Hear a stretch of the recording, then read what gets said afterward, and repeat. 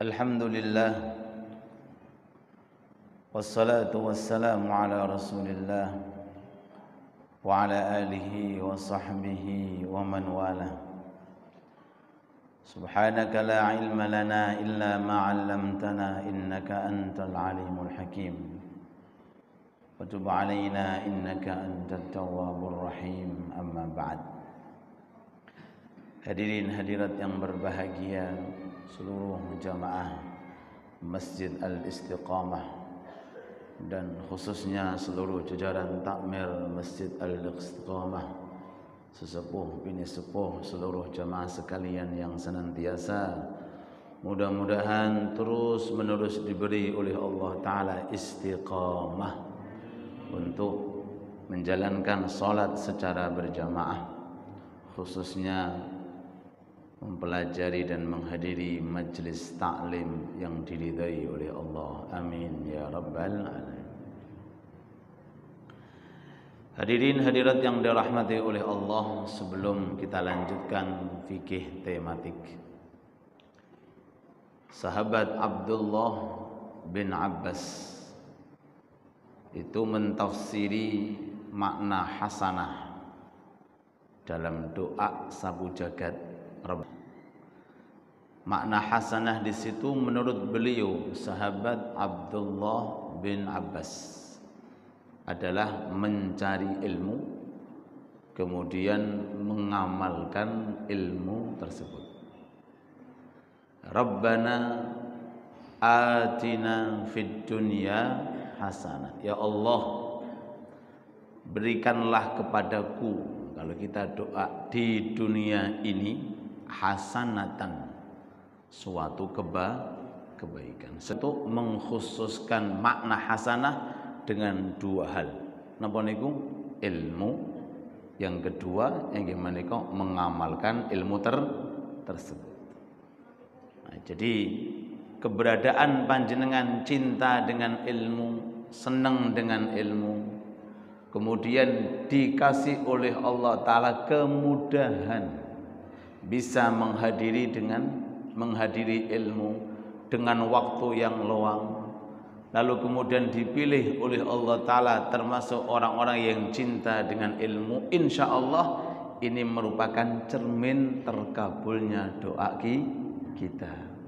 Fid dunya hasanah wa fil akhirati hasanah. Dunia hasanah adalah ilmu dan mengamalkan isi ilmu alias ibadah. Wa fil akhirati hasanah, akhirat hasanah adalah masuk surganya Allah Subhanahu wa taala. Niku nek kita sedang bermunajat, nah, khususnya ketika membaca doa ini, dan sahabat Anas bin Malik itu setelah mendengarkan doa Rasulullah Rabbana atina fid dunya ini, beliau sahabat Anas berkata, setelah ini saya tidak akan meninggalkan, setiap doaku pasti akan tak sisipkan Rabbana atina fid dunya hasanah.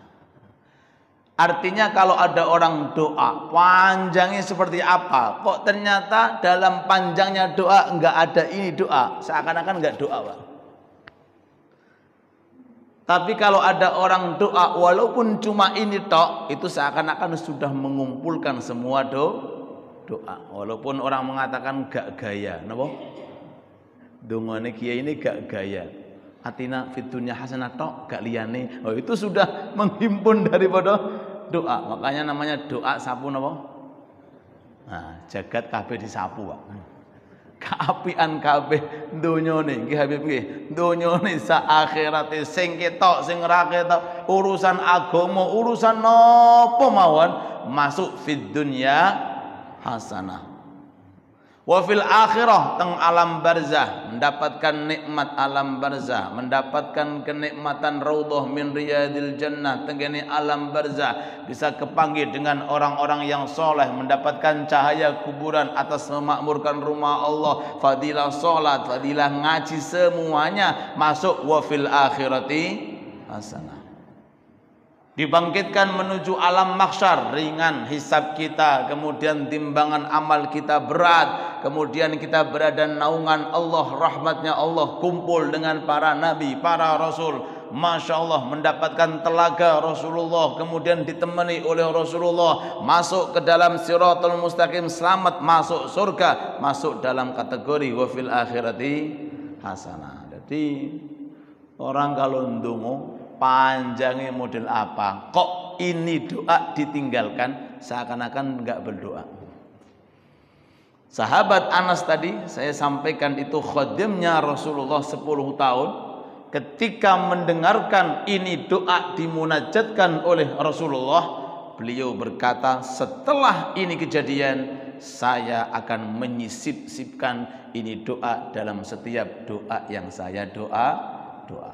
Makanya setiap para nabi, para rasul itu dikasih oleh Allah Ta'ala doa-doa tersendiri. Doa-doa apa? Tersendiri. Nabi Adam tungoni Rabbana dhalamna anfusana wa illam taghfir lana wa tarhamna lanakunanna minal khasirin. Niku doa sing dinisbatkan kepada Nabi Adam. Allahumma shalli ala Muhammad. Doa zaman Nabi Ibrahim, Rabbi ij'alni muqimas salah wa min dzurriyyati Rabbana wa taqabbal du'a Rabbana ighfirli wa liwalidayya wa lil mu'minina yauma yaqumul hisab. Itu doa Nabi Ibrahim. Nabi Yusuf, Rabbi alhiqni minas salihin, alhiqni minas salihin. Nabi Musa, Rabbi syrahli sadri wa yassirli amri, seterusnya. Doa kangge Nabi Muhammad dan umatnya, Rabbana atina fid dunya hasanah. Doa Nabi Adam masuk hasanah. Tungone Nabi Ibrahim masuk hasanah.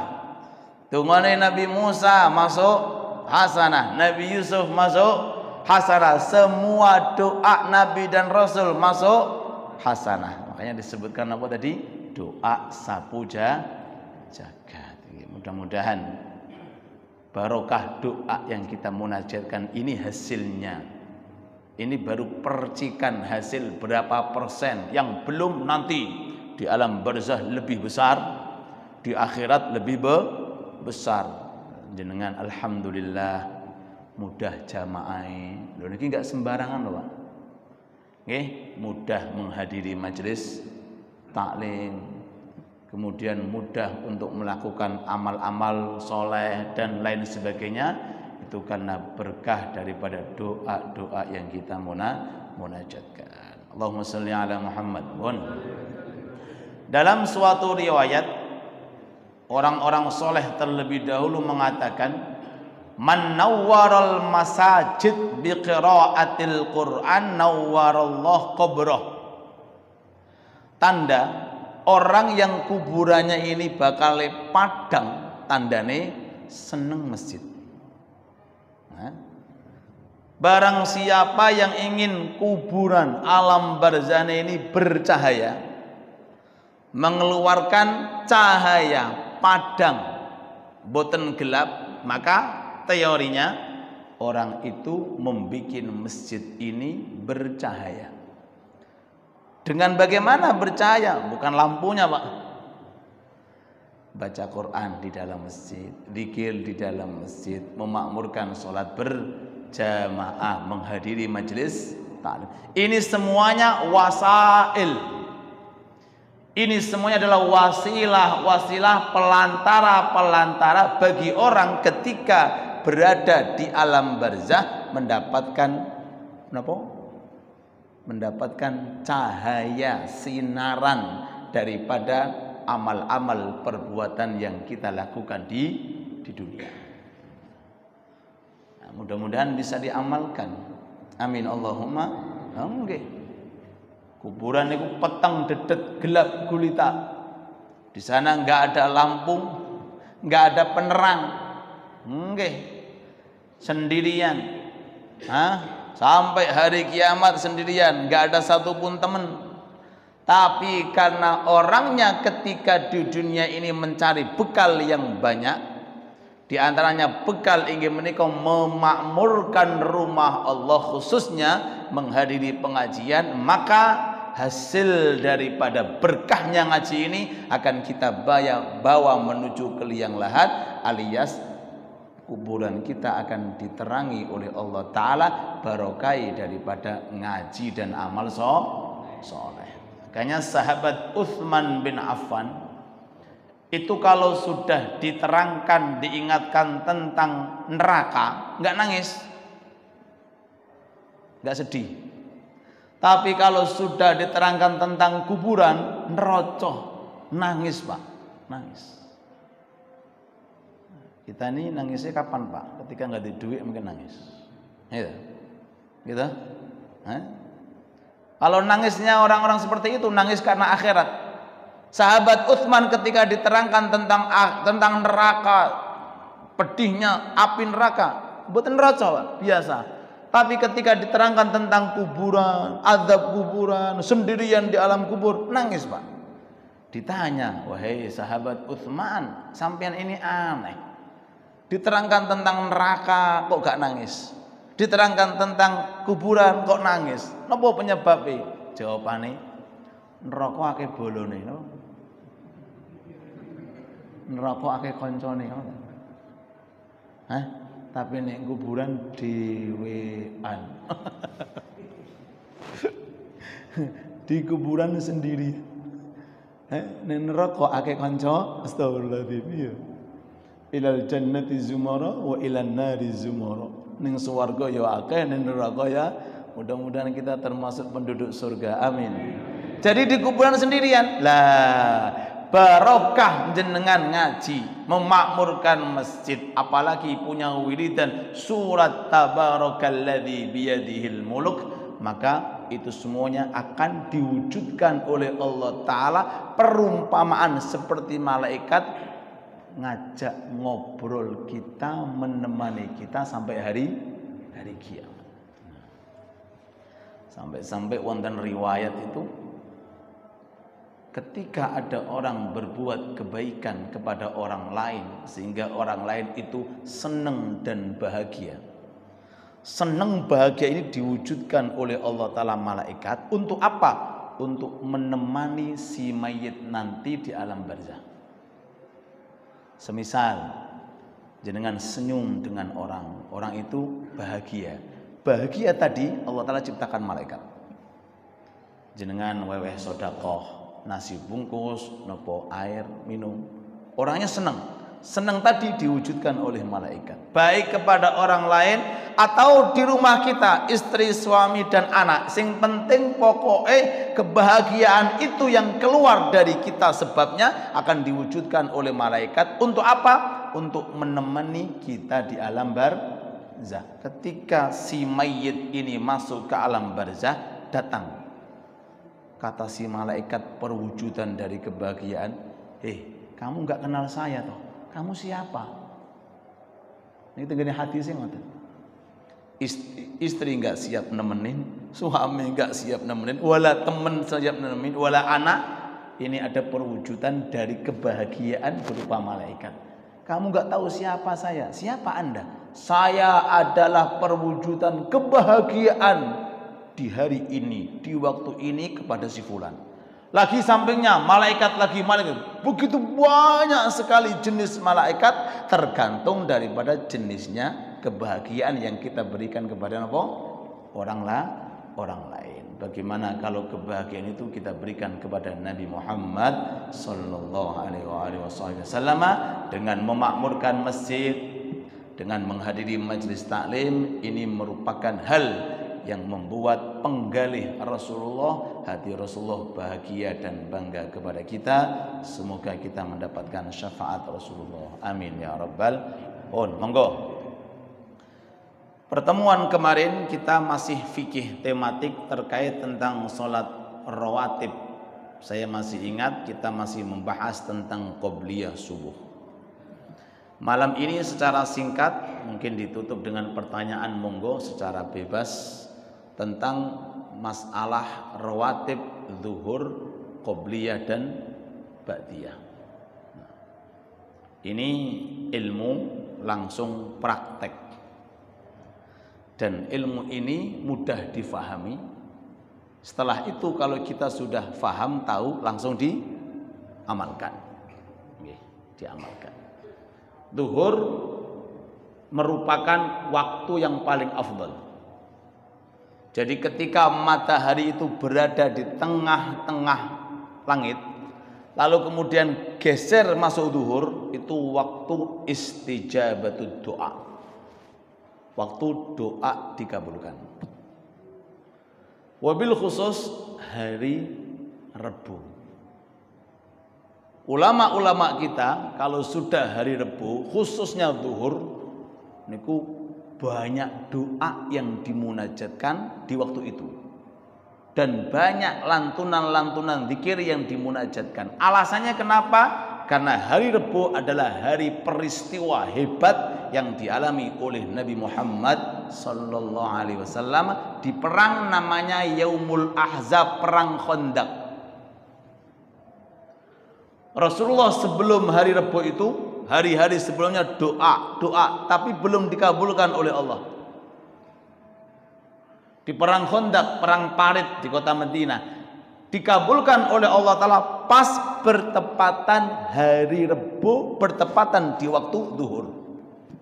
Sehingga ulama-ulama kita itu kalau mau membuat istilahnya proyek niku diawali hari Rebu. Bangun omah hari Rebu, ngoten. Mondoake anak hari Rebu, ngicir tanduran hari Rebu, nggih. Ngambil gaji kesuwen Ustaz Rebu niki ya. Hari Rebu. Pokoknya hari Rebu ini hari spesial dan itu mujarab. Segala sesuatu apapun yang kita mulai hari Rebu biasanya diberkahi oleh Allah, apalagi kalau dimulai waktu siang. Ini hal yang sangat luar biasa. Bahkan ulama-ulama salaf selalu memperhatikan beberapa hari diantaranya untuk hal memulai pekerjaan atau menanam tanaman atau membuka toko, membuat lahan, itu pilih 2 hari selama 1 minggu. Hari Ahad, hari Rebu. Hari apa? Hari Ahad atau hari Minggu lah. Hari Ahad, hari Rebu. Nggih, niku mujarrab. Bahasanya yaumuz zar wa yaumul hasad. Hari untuk nandur, untuk ngicir. Niku hari Ahad, hari Rebu. Monggo dipraktekkan. Nggih.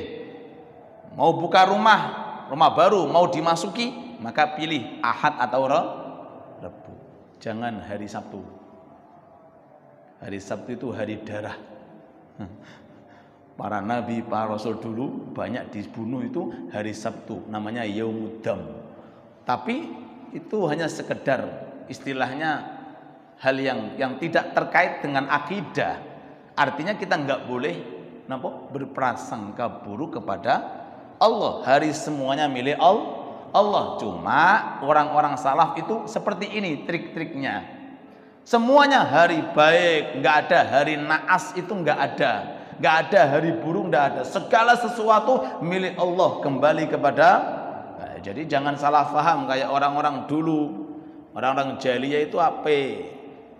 Mau keluar itu nunggu ngiberke burung merpati.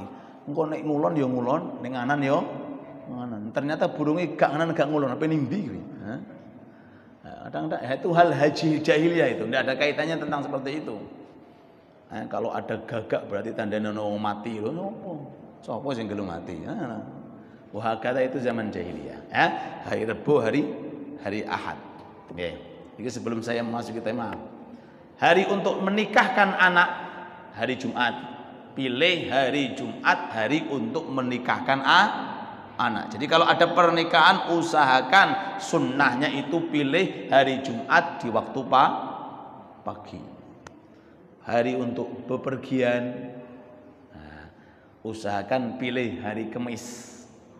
Karena ada riwayat barang siapa yang bepergian khususnya untuk mulai bekerja nyari usaha, nyari dagangan kalau diawali dengan hari Kamis, insya Allah diberkahi oleh Allah Subhanahu wa ta'ala. Dan banyak sekali para sahabat zaman dahulu kalau mencari dagangan kulaan napa-napa itu diawali dengan hari napa? Hari Kamis. Mudah-mudahan semuanya hari berkah untuk kita. Amin. Ini terkait tentang kembali sholat zuhur qobliyah dan ba'diyah. Rasulullah itu kalau sudah zuhur tiba niku qobliyah panjang, lama. Makanya di kota-kota Hadramaut itu jarak antara azan zuhur dan qomat itu rata-rata setengah jam. Rata-rata apa? Setengah jam. Sambil menunggu para petani datang, orang-orang di pasar pulang, orang-orang ada kesibukan mungkin sambil istirahat sejenak. Nah, itu diperpanjang sholatnya. Sampai ditanya oleh salah satu sahabat, "Ya Rasulullah, kenapa engkau perpanjang sholat ini?" Jawaban beliau, waktu semacam ini adalah waktu di mana langit dibuka oleh Allah Ta'ala. Sehingga aku senang ketika langit itu dibuka oleh Allah Ta'ala, yang terangkat dariku adalah amal berupa amal sholat. Makanya qobliyah zuhur itu ibu bapak 4 rakaat. Jangan 2 rakaat. 2 rakaat cukup, tapi nggak akan mendapatkan fadilah yang ingin saya sampaikan. 2 rakaat ini cuma rawatib muakkadah. 2 rakaat. Kalau 4 rakaat ini mengumpulkan muakkadah dengan ghair muakkadah. Begitu pula ba'diyah zuhur, jangan 2 rakaat, ambil 4 rakaat. Jadi jumlahnya pinten? 12 rakaat. 4, 4, 4. Allahumma sholli ala Muhammad. Mantep jenengan. Man shalla qabla dhuhri arba'an wa ba'da dhuhri arba'an harramallahu jasadahu minan nar. Kalau orang pengen jasadnya enggak kena api neraka, maka qobliyah ba'diyah zuhur 4. Kalau dua-dua dapat fadilah, cuma jaminan ini enggak dapat. Karena jaminan jasadnya akan dilepaskan dari siksa api neraka, dijauhkan, enggak dimasukkan ke neraka, syaratnya harus 4 sebelum zuhur, 4 setelah zuhur. Nah, ini orang-orang salaf dulu ya, kalau seandainya kita mau menerangkan ya, itu sholatnya panjang, qobliyahnya ini panjang, qobliyahnya nopo panjang. Tapi semuanya tergantung dengan nopo keputusan dan kesepakatan daripada takmir. Kalau sudah tit ya sudah Pak, harus qomat Pak. Tapi sekali tim pun jenengan kalau seandainya ada longgaran waktu jenengan amalkan 4 rakaat. Imam Haddad Al-Habib Abdullah Al-Haddad itu tiap hari wiridannya untuk 4 rakaat qobliyah niku per 1 rakaat baca 1/4 Yasin. Jadi Yasin itu mulai Yasin sampai wa ilaihi turja'un dibagi 4. Dibagi apa?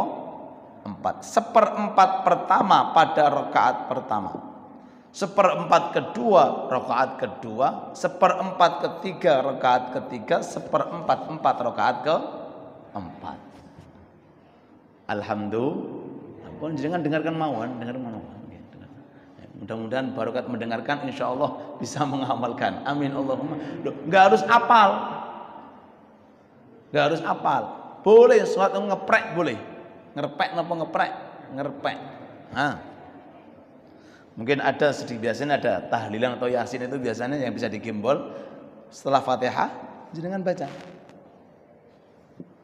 Buat napa-napa, nggak membatalkan sholat kok. Orang sholat pegang mushaf itu. Boleh juga. Enggak harus gengsi-gengsian, sholat kok gengsi. Enggak, sholat itu ibadah. Ibadah itu hubungan hamba dengan Allah, bukan hubungan makhluk dengan makhluk. Enggak ada gengsinya.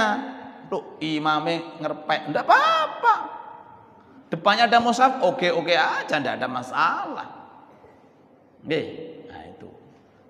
Kalau seandainya enggak bisa, karena ini diperlukan apa? diperlukan waktu dan kesempatan. Nggak bisa minimal baca 4 surat. Zalzalah, wiridanya Syekh Abdul Qadir Jailani. Iqra bismi rabbikal ladzi khalaq. Kemudian surat Al-Qadr, inna anzalnahu fi lailatil. Kemudian zalzalah, idza zulzilatil ardu zilzalaha. Kemudian surat liilafi Quraisy. Setiap sholat sunnah yang jenisnya 4 rakaat nek saged jenengan pakai amaliyah Syekh Abdul Qadir Al-Jailani. Iqra bismi rabbikal ladzi khalaq. Setelahnya surat Al-Qadr, inna anzalnahu fi lailatil qadr. Setelah itu pakai idza zulzilatil ardu zilzalaha, baru pakai liilafi Quraisyin. Begitu pula ba'diyah ba'da dzuhur. Kalau jenengan dikasih oleh Allah Ta'ala ini kelebihan, berarti jenengan di dunia sudah bisa dipastikan akan dihindarkan dari sebab-sebab masuk neraka dengan sendirinya. Berkah, akhirnya jauh dari hal-hal yang berbau maksiat, jauh dari hal-hal yang berbau kemungkaran. Kemudian barokah maneh, jenengan dikasih kesenangan untuk taat, senang untuk amal soleh, senang untuk ngaji dan lain sebagainya. Barokah nopo? Barokah mengamalkan sunnah yang disunnahkan oleh Nabi Muhammad Sallallahu Alaihi Wasallam. Pun pengamalannya boleh 2 rakaat salam, boleh 2 rakaat salam, boleh juga langsung 4 rakaat, 1 takbir 1 salam. Cuma afdolnya 2 rakaat salam, 2 rakaat salam. Akan tetapi Habib Abdullah Al-Haddad, ini pentingnya kita ini ikut dengan orang-orang soleh seperti itu. Walaupun seperti ini ketetapannya ulama ahli fikih, tapi orang-orang salaf beliau lebih suka langsung mengerjakan 4 rakaat, 1 takbir 1 salam. Allahumma sholli ala Muhammad. Ini keterangan tentang qobliyah zuhur, ba'diyah zuhur. Oke. Yang kemarin kan qobliyah subuh sudah saya terangkan. 2 rakaat qobliyah subuh lebih afdal daripada dunia beserta isinya. Jadi rugi kalau orang subuh tapi enggak qobliyah subuhnya, itu rugi. Karena lebih afdal daripada dunia beserta isinya. Allahu Akbar. Sekarang masuk sholat asar. Qobliyah asar, nggih, 4 rakaat. Sama seperti tadi masalah qobliyah zuhur atau ba'diyah zuhur. Qobliyah zuhur 4, kerjakan 4 rakaat. 2 rakaat bagaimana? 2 rakaat tidak apa-apa, cuma usahakan 4 rakaat supaya kita angsal barokah doa dari Rasulullah. Jadi ulama mengatakan walaupun Rasulullah sudah wafat zahirnya, tapi umatnya sampai akhir zaman persis mendapatkan apa yang didapatkan oleh sahabat di zamannya kalau nurut umatnya. Kalau nopo? Kalau nurut. Rasul mengatakan rahimallahu mra'an shalla qoblal asri arba'an. Allah akan selalu merahmati orang yang mengerjakan sebelum asar 4 rakaat. Kata ulama, hati-hati loh yo, jangan sampai kamu di hari itu enggak mendapatkan doa rahmat dari Rasulullah. Cek nemen rek. Kalau enggak bisa minimal seminggu sekali jenengan usahakan amalkan supados minggu ini jenengan dapat rahmat melalui doa Rasul. Apalagi kalau tiap hari kita bisa mengamalkan. Amin Allahumma amin. Jadi itu. Yang 2 rakaat sholat sahih. Tapi maaf enggak masuk pada doa rahmat dari Rasulullah. Yang dapat doa rahmat itu yang mengerjakan apa? 4 rakaat. Surat yang dibaca setelah Fatihah bebas. Mau pakai tadi itu Iqra, Al-Qadr, Zalzalah, liilafi Quraisyin, sahih. Napa pakai surat-surat yang lain nggih mboten wonten masalah. Cuma saya lebih cenderung kepada ini surat karena ini amaliyah daripada amaliyah walinya Allah yang dicintai oleh Allah inggih menika Syekh Abdul Qadir Jailani. Masuk waktu maghrib. Waktu maghrib ini qobliyahnya, qobliyah maghrib, nggak ada tuntutan seperti tuntutan qobliyah yang lainnya. Jadi Rasulullah juga tidak istilahnya melarang dan Rasulullah pun juga tidak menganjurkan. Artinya apa? Boleh saja. Cuma ketika jenengan masuk masjid kok masih ada waktu 2 menit 3 menit, jangan tengok-tengok ngadeg nunggu qomat. Salat, Pak. Salat napa? Salat tahiyatul masjid. Kalau enggak tahiyatul masjid, salat qobliyah maghrib digabung tahiyatim mlebu. Kan enak. Nggih. Walaupun niki mboten muakkad, tapi ini sunnah. Ma bainal adzanain salatun liman sya.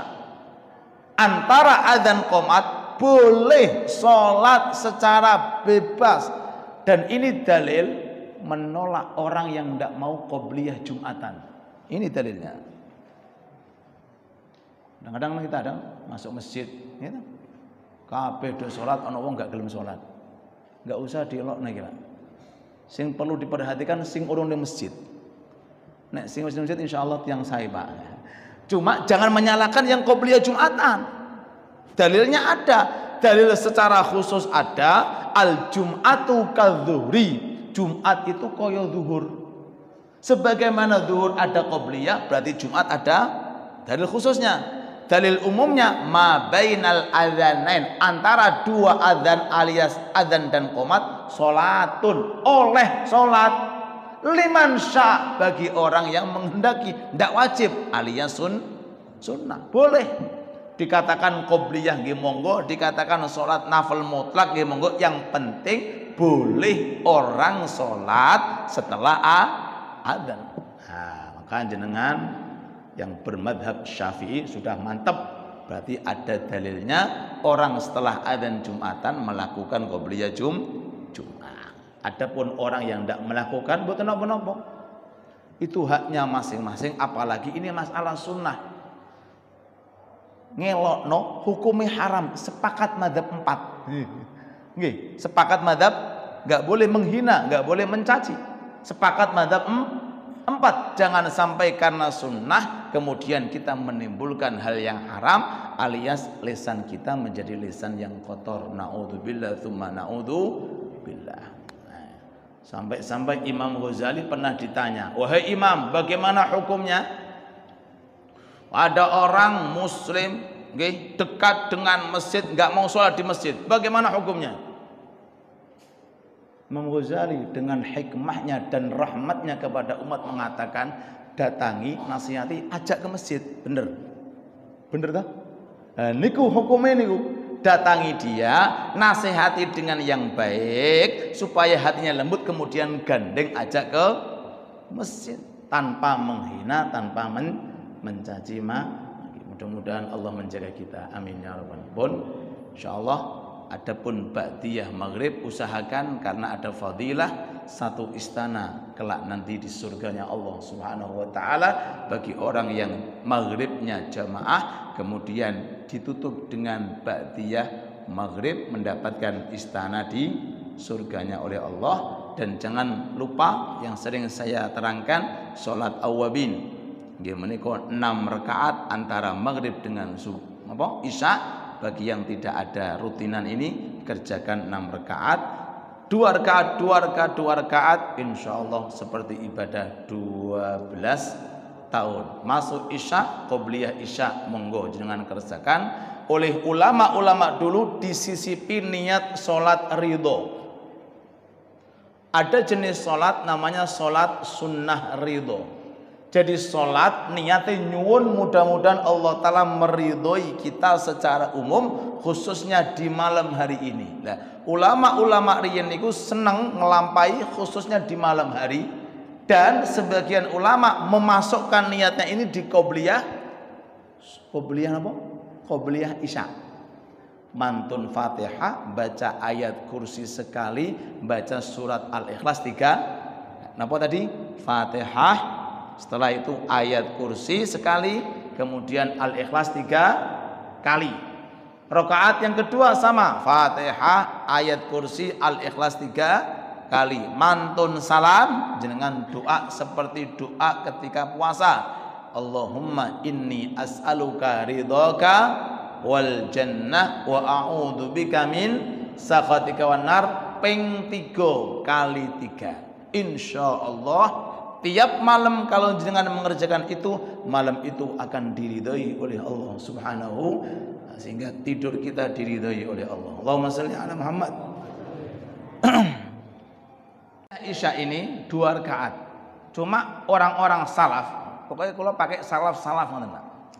Cek jenengan niki kali kula kenal tiang salaf. Tiang salaf niki kan tiang aulia para sholihin niku tiang salaf. Mengerjakan 4 rakaat. 2 rakaat salam, 2 rakaat salam. Nah, niki maksudnya. Ada keterangan barang siapa yang mengerjakan 4 rakaat seusai sholat isya, maka seperti ibadah di malam Lailatul Qadar. Jadi tiap malam itu ada sirnya Lailatul Qadar. Kalau jenengan mengerjakan 4 rakaat seusai sholat isya. Oke. Ini kitab-kitabnya para ulama, khususnya kitab Habib Abdullah Haddad dan kitab-kitab yang lainnya itu ada keterangannya. Dan ulama-ulama kita di Hadramut mengerjakan, mengamalkan. Tak tinggali terus guru-guru Habib Umar dan yang lain mesti 4 rakaat. Dia petakok izin Pak. Malu gitu, nggak berani. Akhirnya kita buka kitab, oh ternyata ada keterangan. Sholat 4 rakaat dikerjakan ba'dal isya seperti sholat di malam Lailatul Qadar. Lailatul Qadri khairun min alfi wala. Lah, oleh ulama nggih dikasih trik sing paling simpel cek mboten kerepotan dan kecapean. 2 rakaat ba'diyah isya, 2 rakaat 4 tadi disisipkan di dalam. Sehingga 2 rakaat ba'diyah ini sudah mendapatkan dua niat.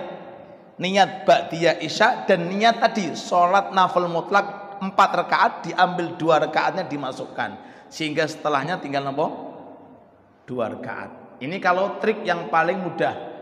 Pengen agak panjang, kerjakan ba'diyah 2 rakaat isya sendiri, kerjakan setelahnya 4 rakaat, 2 rakaat, insyaallah melakukan amalan semacam ini semuanya qobliyah dan ba'diyah. Kalau kita perhatikan, maka itu adalah penghubung kita untuk bisa mendapatkan duduk bersama Nabi Muhammad sallallahu alaihi wasallam. Fa'inni ala nafsik bikathratis sujud. Hei Thauban, hei Rabi'ah bin Ka'ab al-Aslami, hei sahabatku, nek kowe pengin kekancan aku ning swarga, perhatikan salat-salat sunnah. Perbanyak sujud alias perbanyak salat-salat sunnah. Rabbana atina fid dunya hasanah wa fil akhirati hasanah wa qina adzabannar. Allahumma inna nas'aluka ilman nafi'a, nas'aluka rizqan wasi'a, nas'aluka amalan mutaqabbala.